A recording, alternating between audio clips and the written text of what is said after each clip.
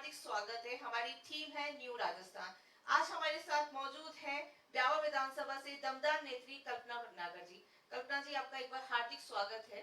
हम लोग बातचीत का सिलसिला आगे बढ़ाते हैं, उससे पहले देखते हैं एक छोटी सी झलक।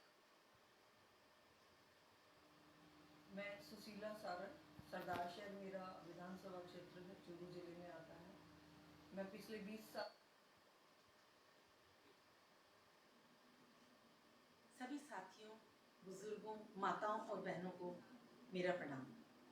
मैं कल्पना भटनागर ब्यावर विधानसभा के अंदर पूर्ण समर्पण और संकल्प के साथ 36 कौम के बंधुओं की सेवा करना चाहती हूँ। मैं अंतिम छोर के बंधु का विकास के लिए अपना तन मन धन न्यौछावर करना चाहती हूँ। शिक्षा और चिकित्सा के क्षेत्र में ब्यावर में नए आयाम स्थापित कर एक टियर 1 श्रेणी के शहरों जैसी सुविधा युक्त बनाना चाहती हूँ। महिला सशक्तिकरण करके अपराध की रोकथाम और महिला अत्याचार की रोकथाम में अपनी भागीदारी निभाना चाहती हूँ। सड़क, बिजली और पानी की मूलभूत सुविधाओं को दुरुस्त करके एक स्मार्ट सिटी का एक सपना देखती हूँ। भ्रष्टाचार पर लगाम लगा करके ब्यावर के अंदर कुटीर उद्योगों को बढ़ा करके रोजगार के नए अवसर बनाना चाहती हूँ। आपकी हिस्सेदारी हो मेरी जिम्मेदारी, ऐसा आशीर्वाद प्रदान करें। नमस्कार। कल्पना जी, मेरा सबसे पहले आपसे सवाल यह है कि राजनीतिक जीवन में आपकी शुरुआत कब और कैसे हुई, ये विचार कब आया? मेरा परिवार एक नॉन पॉलिटिकल परिवार था, लेकिन एक जागरूक और पढ़ा लिखा परिवार था। तो हमेशा से घर में चर्चा चलती रहती थी राजनीति की, और राजनीति के ही नहीं बल्कि कांग्रेस के प्रति उनमें एक निष्ठा थी और कांग्रेस की विचारधारा की चर्चा होती थी। तो बचपन से ही चूँकि परिवार में ये सब मेरे को सुनने को मिलता था, तो मुझे बड़ा अच्छा लगता था। और मेरी आदर्श जिन्हें मैं बोलती हूँ रही बचपन से इंदिरा जी। तो जब भी आती थी तो मैं इंदिरा जी के भाषण सुनने अपने फादर के साथ में जिद करके जाया करती थी, क्योंकि मैं उनकी एक वो मेरी प्रेरणा स्रोत थी और मैं उनको बहुत ज़्यादा पसंद करती थी। तो उनके भाषण सुनते सुनते मेरी जो इच्छा थी राजनीति के अंदर वो ज़्यादा प्रगाढ़ होती चली गई, और मुझे ये लगता था कि मुझे इंदिरा जी जैसा बनना है एक दिन। तो बस तभी से समझ लीजिए कि 3 साल की बच्ची से मैंने उनको सुनना शुरू किया। और फिर उसके बाद, हालांकि वो उम्र तो राजनीति में सक्रिय होने की होती नहीं है, जैसे ही मैंने कॉलेज में दाखिला लिया तो फिर मैं NSUI और फिर यूथ में जुड़ी, फिर इस तरह से आगे मेरा सफ़र शुरू हो गया। इंदिरा जी के भाषण ने आपको प्रभावित किया, जी एक जो छाप बचपन में हो जाती है दिमाग जी में। जी बिल्कुल। जी। फिर आपने राजनीतिक सफर को अपने आगे बढ़ाया। बिल्कुल, क्योंकि उनका जो जनता को जिस तरह से वो एड्रेस करती थी और जिस तरह से जनता के प्रति उनका एक प्यार था, तो वो मुझे लगता था कि नहीं, ऐसा ही एक नेता होना चाहिए और आगे मुझे भी ऐसा ही बनना है। बिल्कुल, निश्चित तौर पे। क्या आपको लगता है कि राजनीति सेवा का सर्वोत्तम माध्यम है? सेवा के लिए वैसे तो बहुत से तरीके हो सकते हैं, लेकिन हाँ, राजनीति भी अपने आप में एक ऐसा माध्यम है, क्योंकि उसके आधार पर हम हर फील्ड के, क्योंकि हम किसी एक पर्टिकुलर फील्ड को पकड़ते हैं, सपोज़ कोई डॉक्टर होता है तो वो अपने फील्ड में तो सेवा कर सकता है, लेकिन एक राजनीति के अंदर आकर के व्यक्ति हर फील्ड के अंदर जनता की सेवा कर सकता है, समाज की सेवा कर सकता है। बिल्कुल, निश्चित तौर पे। आपको सबसे पहले बधाई, ब्यावर जिला बन गया है और पिछले 4 चुनाव से कांग्रेस नहीं आ पा रही है, वहाँ पर बीजेपी के शंकर सिंह जी विधायक है। क्या आपको लगता है इस बार ब्यावर जिला बनने के बाद पंजा मजबूत होगा? ब्यावर जिले की 67 साल से मांग चल रही थी, तो निश्चित तौर पे वहाँ पर उल्लास का माहौल है, अच्छा, सब लोग खुश हैं। और रहा पंजे मजबूत होने की, तो वैसे भी पंजा तो मजबूत है, क्योंकि जब इतने कांग्रेस सरकार इतने विकास के काम कर रही है तो जनता खुश है। तो निश्चित रूप से यह भी एक प्लस पॉइंट हो सकता है, लेकिन कोई काम इस उम्मीद से नहीं किया जाता कि ये इसलिए किया जा रहा है कि उससे पार्टी को क्या मजबूती मिलेगी। लेकिन हाँ, जनता जो कि चाहती थी, उसकी बहुत लंबे समय से मांग थी और ये पूरी हुई है, तो इसके लिए पूरी जनता ब्यावर की आदरणीय अशोक गहलोत साहब की राजस्थान सरकार की आभारी है। बिल्कुल, पार्टी आपको टिकट देती है तो किन मुद्दों के साथ आप जनता के बीच जाएंगे? मुद्दे तो छोटे बड़े कई हैं वहाँ पर, लेकिन निश्चित रूप से, क्योंकि 20 साल से आपने जैसे बताया कि लगातार वहाँ पर बीजेपी का MLA है, और वहाँ पर जनता अपने आप को ठगा सा महसूस कर रही है, उसे लग रहा है कि यहाँ पर विकास रुक सा गया है। तो विकास के मुद्दे को लेकर के, क्योंकि वहाँ पर बहुत काम की ज़रूरत है, अभी तक भी छोटे छोटे वहाँ पथरीला इलाका मगरा का क्षेत्र काफ़ी सारा आता है, तो कई जगहों पर अभी भी सड़क की प्रॉब्लम है और दूसरी तरह की प्रॉब्लम है। और स्पेशली एजुकेशन जो है, शिक्षा के साथ साथ हेल्थ और रोजगार, ये 3 ऐसे मुद्दे हैं जिनको लेकर के मैं वहाँ पर काम करना चाहूँगी, क्योंकि अभी तक जो पिछले 4 बार से इन चीज़ों को अनदेखा किया गया है और अपनी भूमिका जो एक एमएलए की होती है वो नहीं निभाई गई है। बिल्कुल निश्चित तौर पे हर विधानसभा क्षेत्र की कुछ समस्याएं होती हैं। आपके विधानसभा क्षेत्र की 3 मुख्य समस्याएं कौन सी है? विधानसभा क्षेत्र की मुख्य 3 समस्या यही है, जैसे मैंने आपको बताया कि वहाँ पर कई जगहों पर अभी भी सड़क की प्रॉब्लम है, पानी की समस्या है, और चूंकि इलाज वहाँ पर ए श्रेणी का चिकित्सालय होने के बावजूद वहाँ पर कई ऐसी चीज़ हैं जो इलाज के लिए, वहाँ जो सीरियस बीमारियाँ होती हैं तो उनको लोगों को दूर जाना पड़ता है। तो ये मुद्दों को लेकर के वहाँ पर अभी समस्याएं हैं जिनको दुरुस्त करना ज़रूरी है।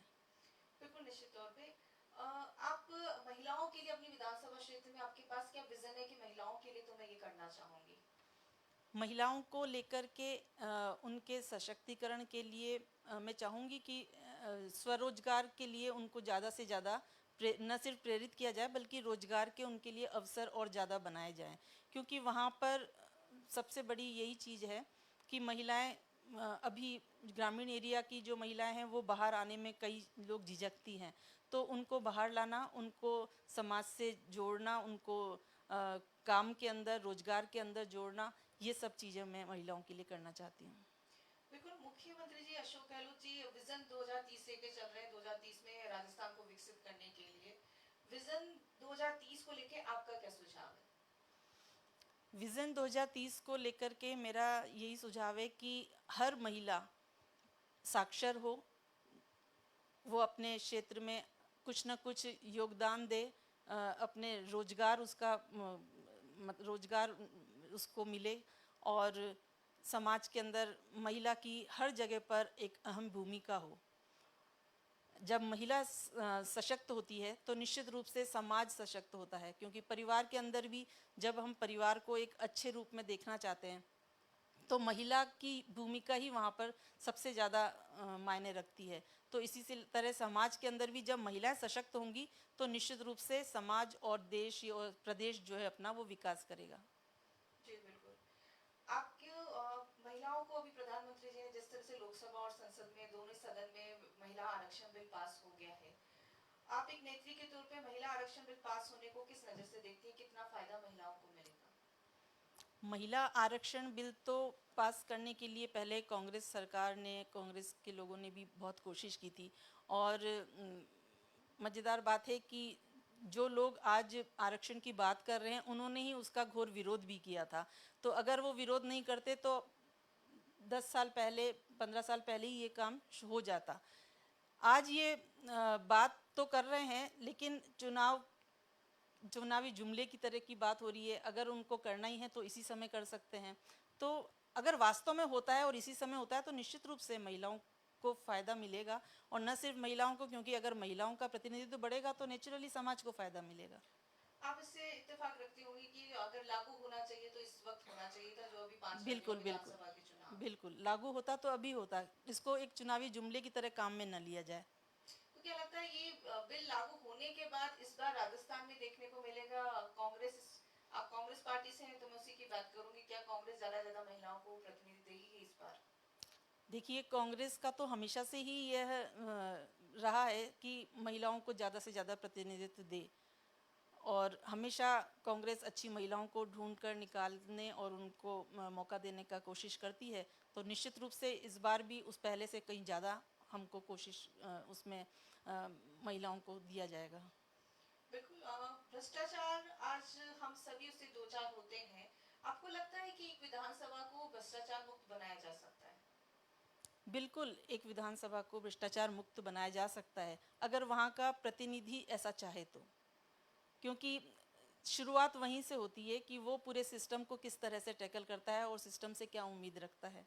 अगर वो खुद अपने आप में भ्रष्टाचार अपने से शुरुआत करे कि मैं भ्रष्टाचार नहीं करूंगा, क्योंकि शुरुआत भ्रष्टाचार को मिटाने के लिए अपने आप से ही करनी पड़ती है। अगर वो खुद अपने आप से शुरुआत करेगा और ठान लेगा तो वो निश्चित रूप से अपने क्षेत्र में तो ऐसा कर ही सकता है। बात करें सड़क, बिजली, ये बुनियादी मुद्दे ऐसे हैं कि जस के तस बने रहते हैं। क्या आपको लगता है कि एक 5 साल एक जनप्रतिनिधि के लिए काफी नहीं होते? ये मुद्दे हमेशा चले ही आते हैं, चले जाते हैं, ऐसा क्यों? बिल्कुल सही। अ, अगर कोई चाहे तो 5 साल में भी बहुत कुछ कर सकता है। वही है कि जरूरी नहीं 100% हो, लेकिन काफ़ी परसेंटेज में वो उसकी एटलीस्ट शुरुआत तो कर सकता है, जिससे लगे कि हाँ कुछ काम हो रहा है। लेकिन अफसोस ऐसा होता नहीं है, कई लोग इस पे ध्यान नहीं देते हैं। तो अगर व्यक्ति चाहेगा तो ज़रूर हो सकता है और इसको करना चाहिए। पॉपुलेशन बढ़ती है, यूज़ बढ़ता है, तो वो जो चीज़ बनती है वो ख़राब भी होती है, वापस भी ठीक करना होता है, बहुत सारी चीज़ें होती हैं।